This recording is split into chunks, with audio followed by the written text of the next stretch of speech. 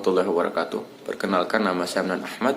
Saya adalah mahasiswa dari IAIN Sultan Amir Gorontalo, Fakultas Ilmu Tarbiyah dan Keguruan, jurusan Pendidikan Agama Islam semester 1. Pada kesempatan kali ini saya akan mencoba meresensi sebuah buku yang berjudul Critical Eleven, di mana Critical Eleven ini ditulis oleh seorang penulis terkenal yang bernama Ikan Natasha, dan buku ini terbit pada tahun 2015 dengan halaman 344 halaman, dan lebar dari buku ini itu 13 cm dan panjangnya 20 cm. Pas dari banyak teman-teman yang bertanya-tanya, apa sih maksud dari Critical Eleven itu sendiri? Maka dari itu sang penulis Ikan Natasha menganalogikan istilah Critical Eleven dalam dunia penerbangan dengan pertemuan antar manusia, di mana 3 menit pertama merupakan momen yang sangat menentukan, sebab saat itulah kesan pertama terhadap seseorang terbentuk dari senyumnya, gesturnya, or take on their physical appearance. Sedangkan 8 menit sebelum berpisah merupakan saat di mana kita menilai apakah pertemuan tersebut akan membawa ke pertemuan selanjutnya atau justru menjadi perpisahan tanpa kesan. Sinopsis dari Critical Eleven, yaitu Critical Eleven ini bercerita tentang kisah romantis Ale dan Anya, lengkap dengan permasalahan yang menghampiri mereka setelah satu tragedi besar itu datang. Rasa marah, bimbang, sedih, kecewa, ragu, ataupun rindu setelah kejadian duka itu membawa mereka pada memori beberapa tahun lalu, di mana segalanya masih terasa indah, bahkan nyaris sempurna kehidupan yang didambakan setiap pasangan. Romantisme suami istri yang membuat pembaca iri. Lalu kenapa tiba-tiba segala rasa cinta itu menjadi rumit bagi mereka berdua? Maka itu Critical Eleven diceritakan dengan dua sudut pandang, Ale dan Anya, membuat pembaca dapat mengenal karakter dengan semakin dalam, apa yang ada di pikiran mereka, dan bagaimana tokoh-tokoh tersebut bereaksi dapat tergambarkan secara detail. Kisah Ale dan Anya ini dimulai dari sebuah pertemuan di bandara dalam penerbangan Jakarta-Sydney. Profesi mereka menuntut untuk selalu bersedia bepergian antar kota bahkan negara. Aldebaran Rizjat adalah nama lengkap dari Ale sendiri. Ale itu bekerja sebagai seorang petroleum engineer, sedangkan Tanya Baskoro atau Anya adalah seorang manajemen konsultan. Saat itu Anya tak menyangka bahwa penumpang yang duduk di sebelahnya adalah seorang laki-laki charming. Berbeda dari sebelum-sebelumnya, tak hanya memiliki penampilan yang menarik, rupanya Ale memiliki daya tarik yang membuat Anya betah untuk lama-lama mengobrol bersamanya. Begitupun yang dirasakan Ale terhadap Anya. Setelah memiliki nomor telepon Anya, Ale tak langsung menghubunginya lantaran pekerjaan di lepas pantai yang membuatnya jauh dari kehidupan nyatanya. Ale baru bisa menghubungi Anya setelah sebulan kemudian tiba di Indonesia. Pertemuan demi pertemuan membuat Ale mengagumi Anya. Anya memiliki senyum yang mempesona, cantik, cerdas, dan Ale yakin segala sosok ibu untuk anak-anaknya kelak ada di diri Anya. Anya pun melihat Ale sebagai sosok laki-laki yang suameable, yang bertanggung jawab, bijaksana, setia, matang, dan lain-lain hal. Kemudian setelah beberapa pertemuan itu mereka pun menikah. Kehidupan setelah mereka menikah banyak mereka lalui di New York City. Pekerjaan Anya yang mengharuskan mereka hijrah selama setahun di salah satu kota terromantis di dunia. New York adalah saksi momen-momen terbaik dalam perjalanan hidup Anya dan Ale sebagai suami istri. Meskipun pekerjaan Ale mengharuskan mereka menjalani LDR, menyesuaikan dengan rotasi kerja Ale yang 5 minggu di offshore, 5 minggu libur, namun Ale dan Anya dapat mengatasinya. Kebahagiaan mereka semakin lengkap setelah Anya hamil, layaknya pasangan suami istri yang sedang bahagia menyambut anak pertama. Anya dan Ale mempersiapkan segalanya untuk si calon bayi yang akan mereka beri nama, yaitu Aidan Attahillah Rizjat. Setiap libur Ale menghabiskan waktu bersama Anya dan mendekor kamar Aidan. Gak kalah bersemangat Anya Bumil juga melengkapi kamar Aidan dengan perlengkapan bayi. Anya dapat membayangkan tubuh mungil Aidan mengenakan baju-baju lucunya itu kelak, yang jumlahnya sudah lebih dari 100. Wow. Kaki kecil Aidan juga akan terlihat semakin menggemaskan dengan beberapa pasang sepatu yang sudah disiapkan oleh Anya. Namun tak lama setelah kandungan Anya menginjak usia 9 bulan, kebahagiaan itu sirna. Aidan lahir dalam keadaan tak bernyawa. Mereka sangat berduka atas tragedi itu, terlebih ketika Ale mengatakan, mungkin kalau dulu kamu gak terlalu sibuk, Aidan masih hidupnya. Sontak Anya merasa sakit hati dengan perkataan Ale yang seolah-olah menganggap bahwa ia penyebab meninggalnya Aidan.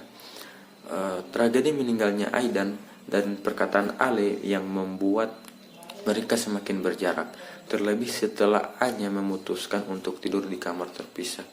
Tidak ada lagi kehangatan dalam rumah tangga mereka, tidak ada lagi romantisme antara Ale dan Anya, yang ada hanya kepingan memori pada kejadian-kejadian tertentu yang membuat mereka kembali mengingat masa-masa bahagia sebelum meninggalnya Aidan.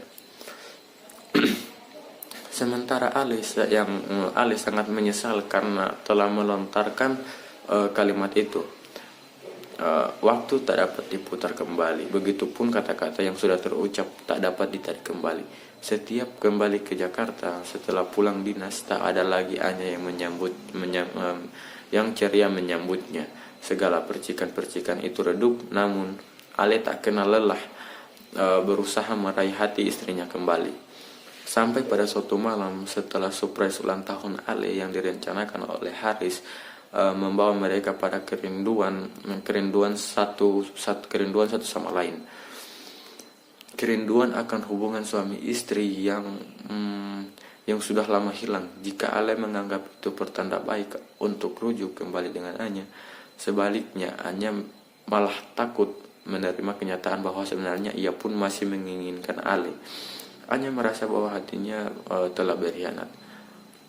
Bisakah Anya memaafkan Ale, dan bagaimanakah Ale merebut hati istrinya kembali? Menurut saya, review saya setelah membaca bab pertama, saya bisa bilang bahwa penulis Ika Natasha ini sangat detail dalam mendeskripsikan karakter, suasana dan gagasannya. Karakter Ale dan Anya sangat berkembang melalui kisah-kisahnya. Terlebih pemilihan gaya bercerita dengan mengambil dua sudut pandang Ale dan Anya. Walaupun agak muter-muter dan mendeskripsikan dan banyak intronya, but Ika has a point. Seperti waktu ia dengan panjang lebar menuliskan gagasan tentang memori beserta teorinya. Endingnya adalah ia ingin menceritakan bahwa Anya memilih menyebut nama Aldebaran Rizkyat ketimbang Ale, agar Anya bisa melepas ingatan-ingatan yang melibatkan ikatan emosi dan mengingat hanya sebagai informasi. Tapi gak salah juga sih kalau Ika Natasha banyak mendeskripsikan tentang memori dari awal, bahkan di sela-sela novel, karena novel Critical Relevant ini kaya dengan memori atau kenangan-kenangan Anya dan Ale, seperti kenangan Anya akan hujan. Tak hanya itu, kedetailan Ika Natasha dalam mendeskripsikan memori Anya dan Ale juga merata di setiap bab, tidak berat sebelah, tidak di awal atau di akhirnya saja. Contohnya ketika Anya dapat merasakan kehadiran Ale dengan detail-detail kecil di kamar mereka.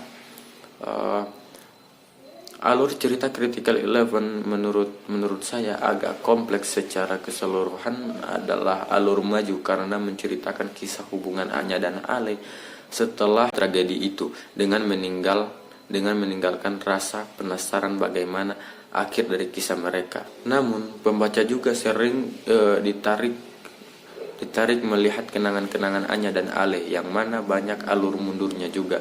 Jadi mungkin lebih tepatnya jika alurnya yang kompleks membuat saya harus menandai setiap gagasan gagasan-gagasan menarik yang saya temukan. Kalau tidak, susah mencarinya lagi. Membaca Critical Eleven mengingatkan saya akan buku Ikan Natasha yang pernah saya baca sebelumnya. Kesamaan tersebut terlihat pada ciri-ciri pemilihan karakter yang mapan alias jauh dari masalah ekonomi. Baik Anya maupun Ale memiliki karir yang cemerlang dan mereka tampak profesional di bidangnya. Selain itu, penggambaran tokoh yang ideal, cantik dan tampan, berbudi pekerti baik, cerdas dan apapun ciri lelaki dan perempuan idaman. Hanya saja menurut saya Critical Eleven lebih kaya akan gagasan seperti melengkapi buku sebelumnya. Masalah utama Critical Eleven sendiri adalah rasa sakit hati Anya yang berkepanjangan sehingga sulit baginya untuk memaafkan sosok yang pernah bahkan masih ia cintai. Ale jadi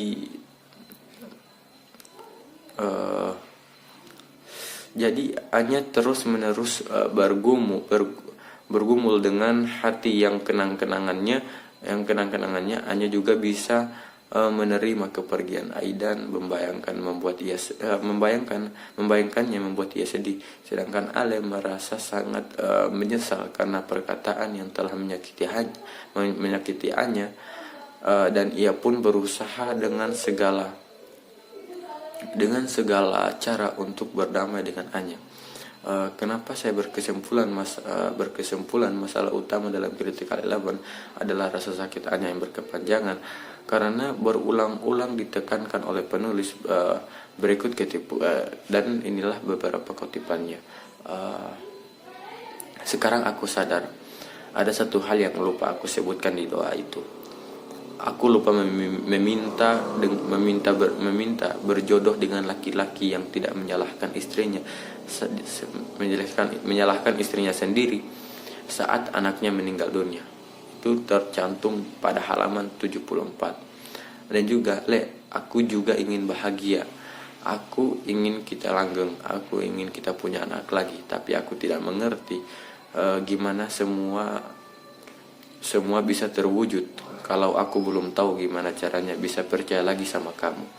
Dan ini juga tercantum pada halaman 221. Yang aku lihat adalah potret tahun-tahun terbaik dalam pernikahan kami, dan beginilah rasanya masih sedalam-dalamnya mencintai laki-laki yang belum bisa aku percaya untuk menyakiti aku lagi. Dan itu juga tercantum pada halaman 229. Critical Eleven ini tidak hanya bercerita tentang asam manis kehidupan pasangan suami istri saja, tapi di dalamnya banyak gagasan tentang traveling karir, keluarga, dan jujur dengan diri sendiri. Dari awal membaca sudah tersihir dengan gagasan-gagasan penulis yang tertuang dalam kisah cintanya Anya dan Ale. Sekian, itulah resensi buku Critical Eleven yang bisa saya bahas. Sekian, terima kasih. Wallahu muwaffiq ila aqwamut thoriq. Wassalamualaikum warahmatullahi wabarakatuh.